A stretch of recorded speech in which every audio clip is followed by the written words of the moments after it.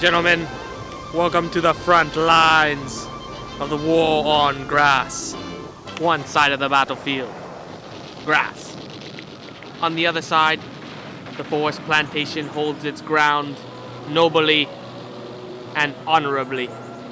These two are about to engage in a battle so fierce and so heated that only one will survive.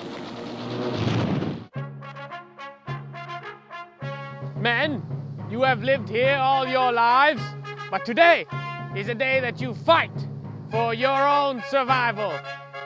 On the other side of this patch of ground stares at you your enemy, the confederation of reeds and grasses. I want no mercy. If a reed had the chance, it would kill you and everyone you care about. We had some trucks pass by the land, and they left and turned over some soil. Now this is prime plain field and a perfect battlefield between the reeds and the trees. When you're left with barren land, if you do nothing, it's going to be grounds for reeds. Grass produces an insane amount of seeds, and it will be blown in by the wind from neighboring lawns, and you won't have a chance to fight them. So you got to ask yourself a serious question. Do you want grass, or perhaps do you want trees? What the trees want is simple. They want a place where they can set their roots and live for a long, extended period of time. The growth rate is slow and their life expectancy is long. Reeds, on the other hand, spread fast, grow fast. If nothing is done, this ground will be reed-infested territory.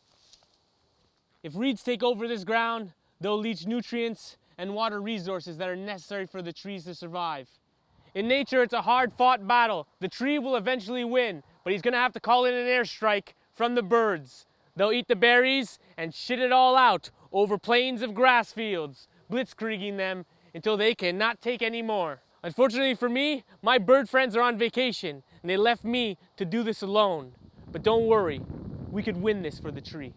The only true factor you have in this war is changing the soil. A tree's soil is very different than grass soil. And this is where you come in. So what we're gonna do first is lay down biomass.